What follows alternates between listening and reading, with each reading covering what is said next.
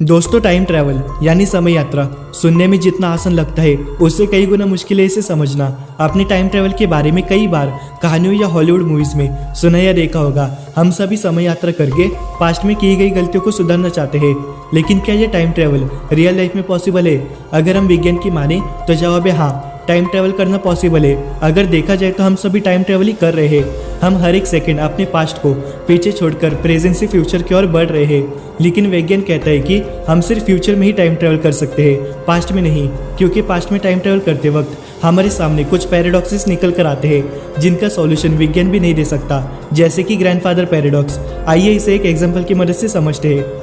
Imagine कीजिए कि आप एक टाइम मशीन बनाने में कामयाब होते हैं एंड आप आपके दादाजी के समय यानी अतीत में जाकर आपके दादाजी को आपके दादी से मिलने से रोकते हैं, जिसकी वजह से आपके दादाजी और दादी की शादी नहीं हो पाती। इसका मतलब आपके पिता का जन्म भी नहीं होगा और आपका खुद का एग्जिस्टेंस इस दुनिया में नहीं होगा।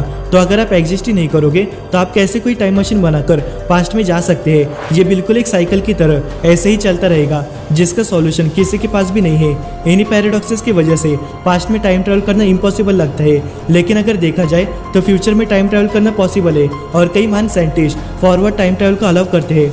महान वैज्ञानिक सर अल्बर्ट आइंस्टाइन ने उनकी स्पेशल थ्योरी ऑफ रिलेटिविटी में बताया कि टाइम एब्सोल्यूट नहीं बल्कि रिलेटिव होता है, यानी टाइम किसी भी चीज़ के रिलेटिव अपने स्पीड पर फास्ट या स्लो हो सकता है। टाइम के इस अजीब बिहेवियर को हम टाइम डायलेशन कहते हैं। टाइम डायलेशन की इस थ्योरी के मुताबिक कोई भी ऑब्जेक्ट जितनी ज़्यादा रफ्तार से मूव करेगा उसके लिए समय धीमा हो जाएगा, यानी अगर कोई ऑब्जेक्ट लाइट की स्पीड से मूव करता है तो उसके लिए समय रुक जाएगा।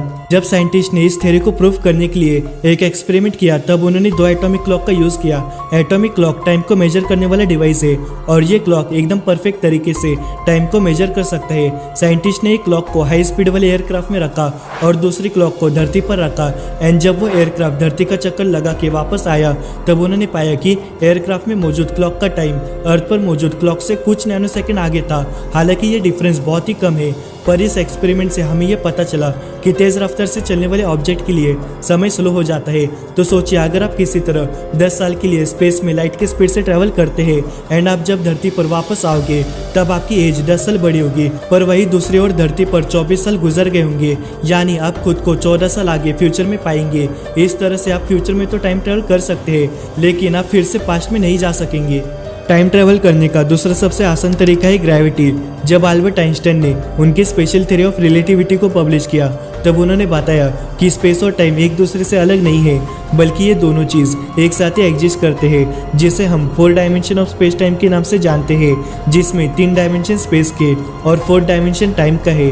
इस थ्योरी के मुताबिक ग्रेविटी स्पेस और टाइम को बेंड कर सकता है। कोई भी ऑब्जेक्ट जितना ज़्यादा मैस होगा उसकी ग्रेविटी उतनी ही ज़्यादा होगी, यानी ज़्यादा मास वाला ऑब्जेक्ट स्पेस टाइम को ज़्यादा बेंड करेगा और उसके लिए टाइम स्लो हो जाएगा।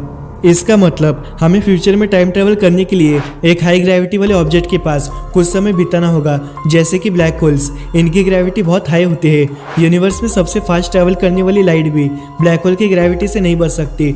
यह अपने रास्ते आने वाले हर एक चीज़ को अपने अंदर निगल सकता है। तो अगर हम किसी तरह ब्लैक होल के पास जाते हैं और 7 घंटों तक ब्लैक होल के चक्कर लगाते हैं तो वापस आने के बाद आप ये देखोगे कि धरती पर कई साल बीत चुके होंगे और आप कुछ साल आगे फ्यूचर में पहुंच चुके होंगे। तो ऐसे आप ब्लैक होल के जरिए फ्यूचर में टाइम ट्रैवल कर सकते हैं। इसके अलावा अल्बर्ट आइंस्टाइन और स्टीफन हॉकिंग का यह मानना था कि हम वर्महोल के जरिए भी समय यात्रा कर सकते हैं। साल 1935 में अल्बर्ट आइंस्टाइन और नेथन रोजन ने दुनिया के सामने एक बहुत यूनिक कॉन्सेप्ट को इंट्रोड्यूस किया, जिसे आइंस्टाइन रोजन ब्रिज नाम दिया गया। इसे हम वर्महोल के नाम से भी जानते हैं। वर्महोल स्पेस टाइम में बनने वाला एक शॉर्टकट है जो स्पेस टाइम के 2 अलग अलग जगहों को एक टनल के थ्रू आपस में कनेक्ट करता है। इसके मदद से हम हजारों लाइट ईयर्स का सफर कुछ मिनट्स में ही पूरा कर सकते हैं। हालांकि ये सिर्फ एक थियरी है। अब तक कोई भी वैज्ञानिक वर्महोल के बारे में सही से जान नहीं सका और वैज्ञानिक अब तक ऐसे किसी भी वर्महोल को खोज नहीं सके, लेकिन कई महान साइंटिस्ट आइंस्टाइन की इस थ्योरी को सपोर्ट करते हैं। स्टीफन हॉकिंग का मानना था कि वर्महोल एग्जिस्ट करते हैं, लेकिन इसे देख पाना बहुत मुश्किल है क्योंकि इनका साइज बहुत छोटा होता है और ये क्वांटम स्केल पर क्रिएट होकर जल्दी खत्म होते हैं। वार्म होल को ज़्यादा देर तक खुला रखने के लिए हमें बहुत ज़्यादा मात्रा में एनर्जी की ज़रूरत लगेगी। वैज्ञानिकों के मुताबिक वार्म होल काफ़ी अनस्टेबल होते हैं, यानी वार्म होल को ज़्यादा देर तक खुला रख पाना बहुत मुश्किल होता है, क्योंकि वार्म होल की ग्रेविटी बहुत अलग तरीके से काम करती है। ग्रेविटी वार्म होल को बंद करने की कोशिश करती है। कई वैज्ञानिक मानते हैं कि वार्म होल एग्जिस्ट नहीं करते और वार्म होल से टाइम ट्रेवल करना इम्पॉसिबल है, क्योंकि वार्म होल दो स्पेस टाइम को आपस में कनेक्ट करता है। तो ऐसा भी हो सकता है कि वार्म होल का एक हिस्सा प्रेजेंट में और दूसरा हिस्सा पास्ट में मौजूद हो, और इसके बीच टाइम ट्रेवल करने से बहुत सारे पैराडॉक्सेस हमारे सामने निकल कर आएंगे। और यही वजह है कि साइंटिस्ट इस थ्योरी पर बिलीव नहीं करती।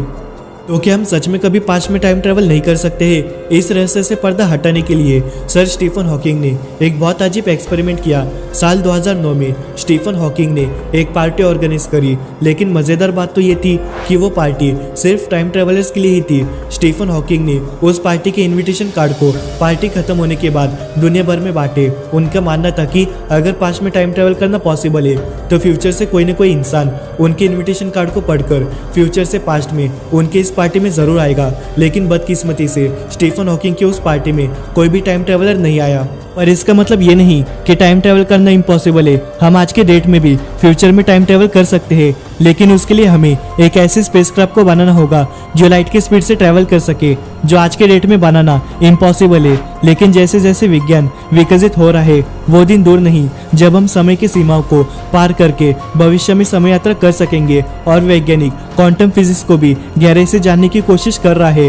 क्वांटम फिजिक्स के मुताबिक कोई भी दो पार्टिकल्स लाखों लाइट ईयर्स की दूरी पर मौजूद होने के बावजूद एक दूसरे से कम्युनिकेट कर सकते हैं। शायद भविष्य में ऐसा हो कि हम क्वांटम फिजिक्स की मदद से भी समय यात्रा कर सकेंगे।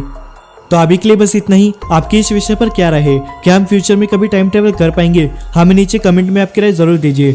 एंड अगर आपको इस वीडियो से कुछ भी नया सीखने मिला होगा तो वीडियो को लाइक करके आपके फ्रेंड्स के साथ इस वीडियो को शेयर जरूर कीजिए। और ऐसे स्पेस रिलेटेड वीडियोस के लिए हमारे चैनल फैक्ट विद विवेक को सब्सक्राइब करें। मिलते हैं नेक्स्ट वीडियो में।